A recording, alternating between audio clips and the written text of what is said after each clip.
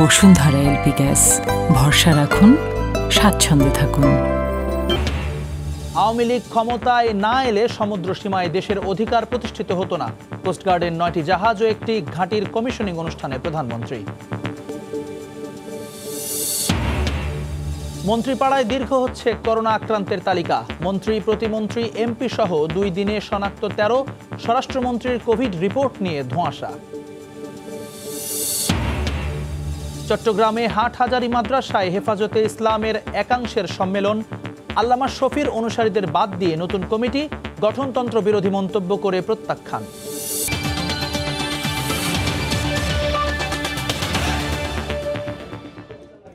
দেখছিলেন শিরোনাম। জনপদের সময়ের সঙ্গে আছি আমি জুম্মান সাদিক জ্যাভলিন।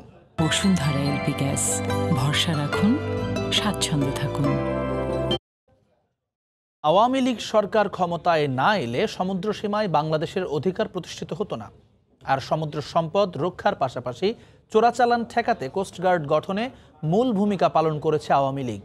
সকালে চট্টগ্রামের পতেঙ্গায় বাংলাদেশ কোস্টগার্ডের 9টি জাহাজ ও একটি ঘাঁটির কমিশনিং অনুষ্ঠানে গণভবন থেকে ভিডিও কনফারেন্সে যুক্ত হয়ে একথা বলেন প্রধানমন্ত্রী শেখ হাসিনা। পাশাপাশি সমুদ্র সম্পদকে দেশের অর্থনৈতিক উন্নয়নে কাজে লাগানোর আহ্বান জানান তিনি। সাখাওয়াত টিপুর ক্যামেরায় বিস্তারিত জানাচ্ছেন কমল দে। গণভবন থেকে প্রধানমন্ত্রী শেখ হাসিনা যখন সুইচ টিপে একযোগে 9টি জাহাজ ও একটি ঘাটির কমিশনিং করেন, তখন চট্টগ্রামের পতেঙ্গায় কোস্টগার্ড ঘাটির পুরো জেটিতে উড়ছিল রঙিন কাগজ, ছিল রঙিন ধোঁয়া এবং আগুনের ফুলকি সহ নানা আয়োজন। বাহিনী হিসেবে প্রতিষ্ঠার দুযুগের মাথায় এসে স্মরণীয় দিন উদযাপন করল উপকূলরক্ষী কোস্টগার্ড। একদিনে একটি বাহিনীর বহরে এত জাহাজ সংযোজন এই প্রথম। আর উচ্ছ্বসিত প্রধানমন্ত্রী জানালেন, দেশের অর্থনৈতিক উন্নয়নে এই বাহিনীর অবদান। আমরা এখন যে সমুদ্র সীমা পেয়েছি, সেই সমুদ্র সম্পদ আমাদের অর্থনীতির উন্নয়নের কাজে আমরা লাগাবার একটা সুযোগ আমরা পেয়েছি।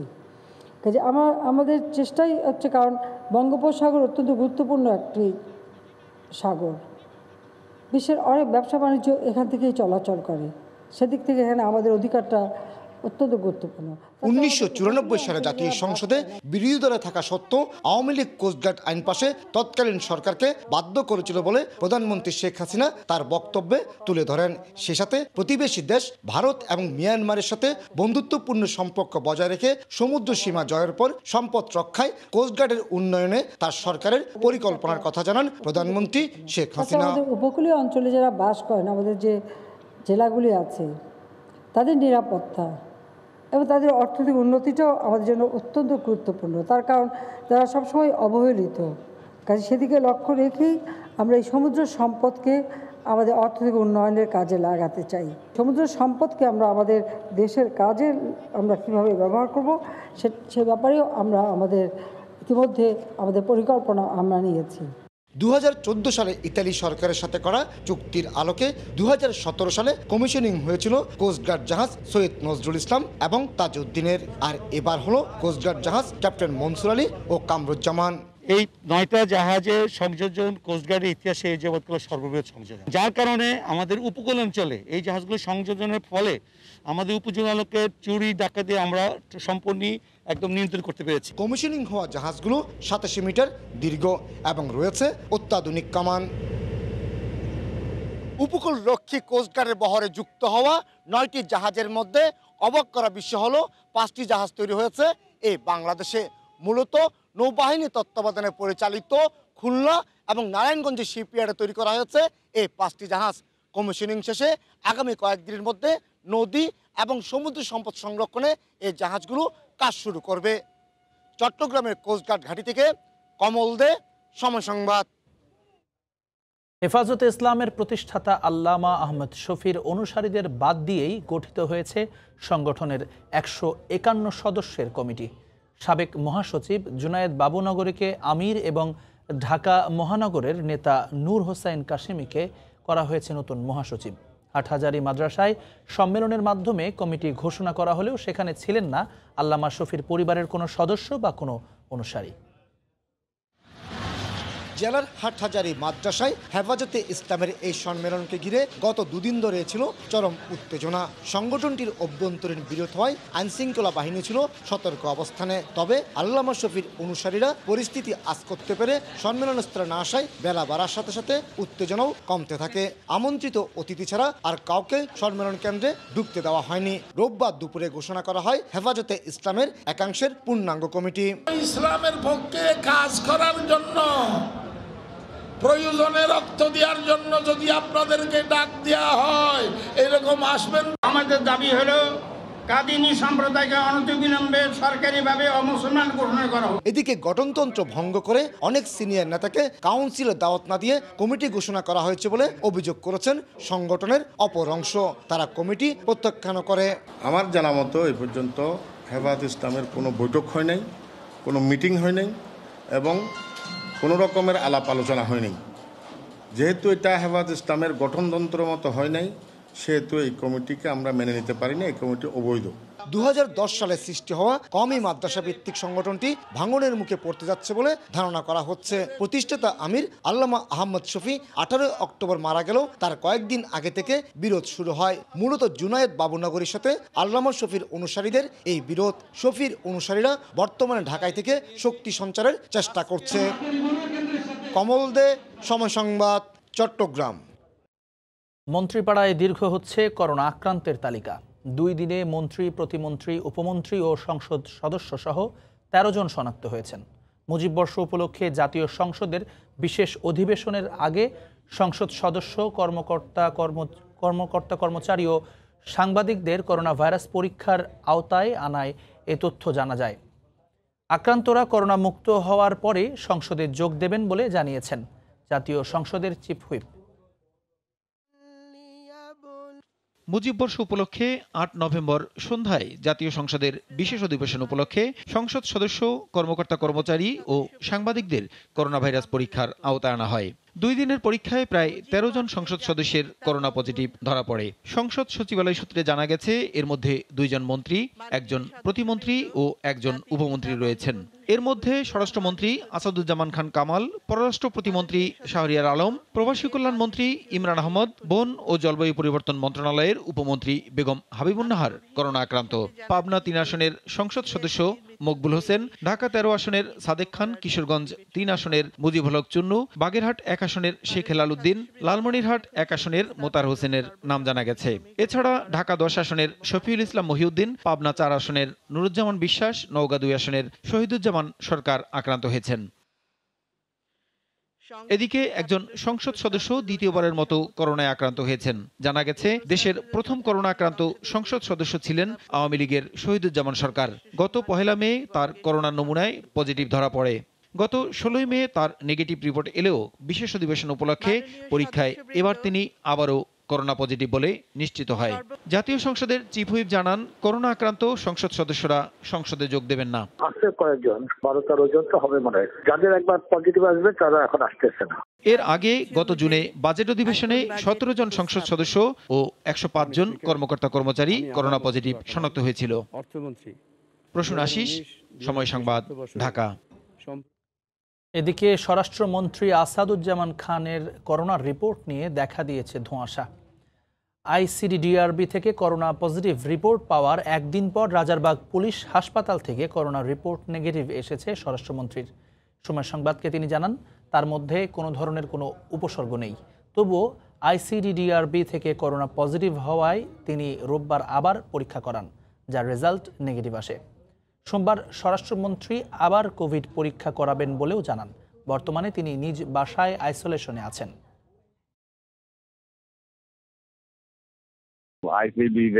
ওইখানে কালকে বলতেছিল পজিটিভ, আবার পুলিশ আজকে সারাক্ষণ টেস্ট করে বলতেছে নেগেটিভ। কোনটা সত্যি আবার কালকে করবো, তারপর বলতে হবে। বস্তা ও কার্টন ভর্তি মানুষের মাথার খুলি ও শরীরের বিভিন্ন হাড় বিভিন্ন জায়গা থেকে চুরি করে জড়ো করা হয়। এগুলো মাথার খুলি ও শরীরের হাড় দেশীয় ক্রেতার পাশাপাশি দেশের বাইরেও বিক্রি করা হয়। এরকম একটি চক্রের এক সদস্যকে ময়মনসিংহ নগরীর রামকৃষ্ণ মিশন রোড থেকে গ্রেফতার করেছে পুলিশ। হোসেন আলীর তোলা ছবি নিয়ে হারুনুর রশিদের রিপোর্ট। পুলিশ জানায়, ময়মনসিংহ নগরীর রামকৃষ্ণ মিশন রোডের একটি বাসায় শনিবার রাতে অভিযান চালায় কোতোয়ালি পুলিশের একটি দল। এ সময় বাসার দ্বিতীয় তলা থেকে মানুষের মাথার 12টি খুলি, 3 বস্তা হাড় ও বিপুল পরিমাণ কেমিক্যাল উদ্ধার করে। গ্রেপ্তার করা হয় বাপ্পি নামের কঙ্কাল পাচারকারী চক্রের সদস্যকে। ভিতরে এবং বাইরে অনেকগুলো কঙ্কাল ছড়ানো ছিটানো অবস্থায় আছে। এর মধ্যে আপনার 12টা মাথার খুলি এবং শরীরের বিভিন্ন হাড়ের অংশবিশেষ আমরা পাই। তার সাথে প্রায় 80 লিটার লিকুইড জাতীয় রাসায়নিক পদার্থ এবং 3 কেজি সাদা দানাদার জাতীয় রাসায়নিক পদার্থ আমরা উদ্ধার করি। সাথে সাথে আমরা আসামিকে গ্রেপ্তার করি। বিভিন্ন এলাকা থেকে কঙ্কালগুলো চুরি করে এনে কেমিক্যাল দিয়ে প্রক্রিয়াজাতের পর দেশে এবং দেশের বাইরে পাচারের জন্য মজুত করে রাখা হয়েছিল বলে জানান এই পুলিশ কর্মকর্তা। কেমিক্যাল যেটা পাওয়া গেছে সেগুলি দিয়ে সে মৃতদেহকে খুব তাড়াতাড়ি ডিসকম্পোস্ট করতে পারে বা পচাতে পারে। এগুলি সে দেশের বাইরেও পাঠায়। আমাদের দেশে বিভিন্ন অবৈধ ক্রয় বিক্রয় যেখানে আছে সেখানে সে সমঝোতা আছে। তার সাথে চক্র আছে, আমরা চক্রগুলো তথ্য আমাদের কাছে আছে, আমরা তাদেরকে আটক করব। গ্রেপ্তারকৃত বাপ্পি এর আগেও কঙ্কাল সহ গ্রেপ্তার হয়ে জেল খেটেছে। নগরীর কবরখানা রোড এলাকায় তার বাসা। হারুনুর রশিদ, সময় সংবাদ, ময়মনসিংহ। সুপার সাইক্লোন সিডরের পর উপকূলবাসীর জন্য টেকসই বেড়িবাঁধ নির্মাণ কাজ চললেও নদী ভাঙনের কারণে আতঙ্ক কাটছে না তাদের। নদী শাসন করে টেকসই বেড়িবাঁধ নির্মাণের দাবি জানিয়েছেন জনপ্রতিনিধি ও উপকূলবাসী। সংশ্লিষ্টরা বলছেন, নদী শাসনের জন্য প্রকল্প প্রস্তাবনা অনুমোদন হলে ভাঙন রোধে কাজ করা হবে। বাগেরহাট প্রতিনিধি আলী আকবর টুটুলের পাঠানো তথ্য ও ছবি নিয়ে রিপোর্ট। সুপার সাইক্লোন সিডরের 13 বছরেও নির্মাণ কাজ শেষ হয়নি উপকূলীয় জেলা বাগেরহাটের টেকসই বেড়িবাঁধের। বাঁধের 80% কাজ শেষ হলেও পরিকল্পিতভাবে বাঁধ নির্মাণ না হওয়ায় আতঙ্কে রয়েছেন স্থানীয়রা। এ অবস্থায় বলেশ্বর নদী শাসন করে বাঁধ নির্মাণের দাবি জানিয়েছেন এলাকাবাসী। নদী শাসনের মাধ্যমে এই বেড়িবাঁধটা যেন হয়। 2016 সালে বিশ্ব ব্যাংকের অর্থায়নে কোস্টাল এমব্যাঙ্কমেন্ট ইমপ্রুভমেন্ট প্রজেক্টের আওতায় 300 কোটি টাকা ব্যয়ে বাগেরহাটের উপকূলীয় উপজেলা শরণখোলা মোরেলগঞ্জে 62 কিলোমিটার টেকসই বাঁধ নির্মাণ কাজ শুরু হয়। গত বছর কাজ শেষ হওয়ার কথা থাকলেও মেয়াদ বাড়ানো হয়েছে 2021 সালের জুন পর্যন্ত। তবে বাঁধের 2 কিলোমিটার জুড়ে ভাঙন থাকায় টেকসই বাঁধের নির্মাণ কাজ শুরু করতে পারেনি সংশ্লিষ্ট বিভাগ। এই অবস্থায় স্থানীয় জনপ্রতিনিধির দাবি, নদী শাসন করে টেকসই বেড়িবাঁধ নির্মাণ করার। যদি নদী শাসন ব্যবস্থা স্টার্ট করে তারপরে বেড়িবাঁধের কাজটি সম্পূর্ণ করা হয় তাহলে আমরা শরণখোলাবাসী উপকৃত হব। তবে বেড়িবাঁধের কাজ আগামী জুনের মধ্যে শেষ করার আশা এই প্রকৌশলীর। ইতিমধ্যে এই পোল্ডারের কাজ 80% সমাপ্ত হয়েছে। অবশিষ্ট কাজও আমরা এই জুনের ভিতরে শেষ করতে পারব। এদিকে নদী শাসনের প্রকল্প চূড়ান্ত পর্যায়ে রয়েছে বলে জানান জেলা প্রশাসনের শীর্ষ কর্মকর্তা। পানি সম্পদ মন্ত্রণালয় কাজ করছে। আমরা এই ফিল্ড লেভেল থেকে আমরা প্রস্তাব পাঠিয়েছি এবং এই প্রস্তাব অনুমোদন হয়েছে। ডিপিপি পর্যায়ে এখন চূড়ান্ত পর্যায়ে আছে। 2007 সালের 15 নভেম্বরের প্রলয়ঙ্করী ঘূর্ণিঝড় সিডরের জলোচ্ছ্বাসে উপকূলীয় জেলা বাগেরহাটে 908 জনের মৃত্যু হয়। সময় সংবাদ, বাগেরহাট। হিমালয়ের হিমেল বাতাস আসার সাথে সাথে উত্তরের জেলা ঠাকুরগাঁওয়ে খেজুরের গুড় তৈরিতে ব্যস্ত গাছিরা। শীত আসার আগেই বাড়িতে বাড়িতে শুরু হয়ে গেছে পিঠাপুলির আয়োজন। এ কারণে হাটবাজারগুলোতেও চাহিদা বেড়েছে সুস্বাদু খেজুর গুড়ের। ঠাকুরগাঁও থেকে জিয়াউর রহমান বকুলের পাঠানো তথ্য ও ছবি নিয়ে প্রতিবেদন। কুয়াশায় ঢাকা ভোর, সূর্যোদয়ের সাথে সাথে গাছিরা ছুটেন খেজুরের রস সংগ্রহে। সারি সারি গাছে ঝুলিয়ে রাখা মাটির হাঁড়িতে সারা রাত ফোঁটা ফোঁটা করে জমা রস নামাতে থাকেন গাছিরা। এরপর জড়ো করেন রসের হাঁড়িগুলো। রস সংগ্রহ শেষ হলে হাঁড়িগুলো নিয়ে ছুটেন চুলার কাছে। ছাঁকনিতে ঢেলে চুলার উপর বড় বড় টিনের পাত্রে জমিয়ে গুড় তৈরির পালা শুরু হয়। খড়কুটোর ঘণ্টাখানেকের জালে রস ঘন হয়ে রূপ নিতে থাকে গুড়ে। গরম ঘন রস নামিয়ে ছোট ছোট খাঁচে ঢেলে গুড়ের চাকা তৈরি করা হয়। ঠান্ডা হলেই শক্ত গুড়ে রূপ নেয়। কাতি মাসের প্রথমের দিকে এখানে এসে এই ধরনের গাছের কাজ শুরু করেছি। আমরা গুড়গুলো পরিষ্কার পরিচ্ছন্ন করে তৈরি করি এবং বাজারে সেগুলো সেল করি। এখানে রসও খাওয়া যাচ্ছে, গুড়টাও পাইতেছি, ঘ্রাণ পাওয়া যাচ্ছে।